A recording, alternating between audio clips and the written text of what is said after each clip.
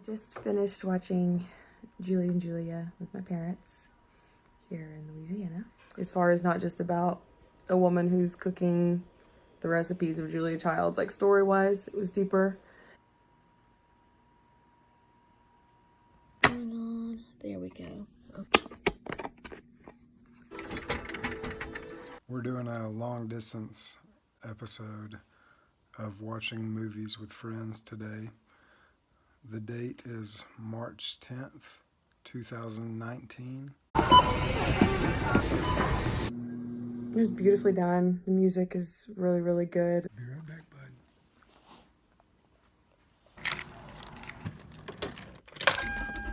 bud. Hurt somebody else. If he thought the matter through, he knows that he could never deliver Jesus, but that's not his concern. He wants to... I noticed a lot of cool transitions. I get that from dating a filmmaker. Noticing that kind of stuff. Nora Ephron, she has a lot of similar type of writing styles in all of her stuff.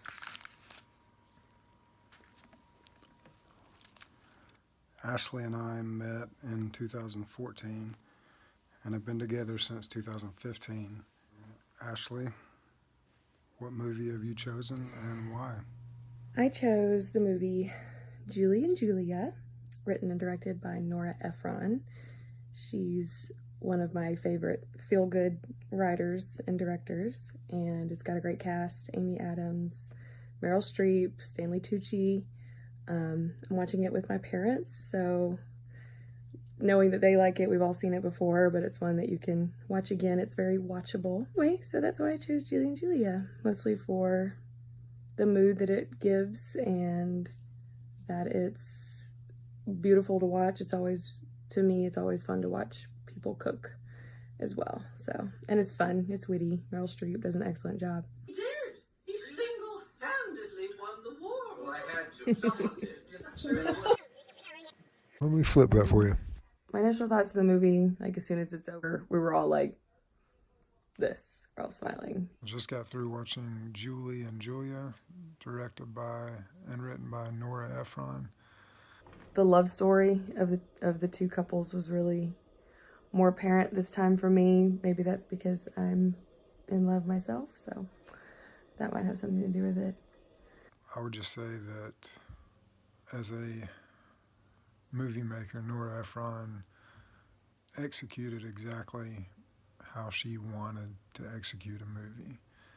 I got a lot more out of it, I think, than I have before. And I also, this time, was more annoyed with Amy Adams' character. I thought that was funny, because I was not annoyed with her at first, and this time, I kind of was, especially the part when her and her husband get in a fight. I kind of felt like that was justified by her husband.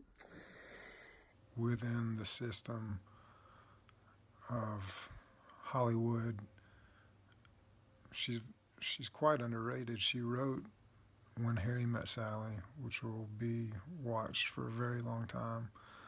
She wrote and directed Sleepless in Seattle, which will be watched for a very long time. The food, like all of the cooking stuff, was really fun to watch, especially because when Zach and I did Made in China, we had a lot of food in it, and it was cool to see it in this movie, to see them actually eating and like really eating. There's a part where Eric, the husband of Julie, is like chowing down on some, he's like really getting after it, and I thought that was fun. We all laughed about that. Each actor's performances are so nuanced, whether you end up a little annoyed by them at the end or in love with them by the end or indifferent. One thing I thought was cool was that my mom, at the beginning, there's a part where Julia and her husband are eating some French food at a French restaurant, some fish, and as soon as that came on and it like shows it in the pan, my mom goes, "You can almost taste it." Nora Ephron understands that her strength is her writing, and she built from there, from her writing. And I would recommend this movie to anyone who's not adverse to romantic comedies. If you don't like a certain type of movie, whether it's horror, romantic comedy, whether it's war movies, if you're adverse to a certain type of movie, it doesn't matter how well made it is, you're not going to get past the content. Everyone else, this is a really well made movie. So yeah, we all had a good time. We all stayed awake, and even though I've already eaten, now I'm even kind of munchy, and I really want to cook, even though I cooked tonight. So the script is excellent, like always, with Nora Ephron. She's a great writer. The actors, starting with Meryl Streep and Stanley Tucci, they're really good, and they are a unique couple, but a loving one. Nora Ephron's just good at presenting different types of relationships. It's obvious that she's been in different types of relationships, and she knows how to write about all different kinds of people.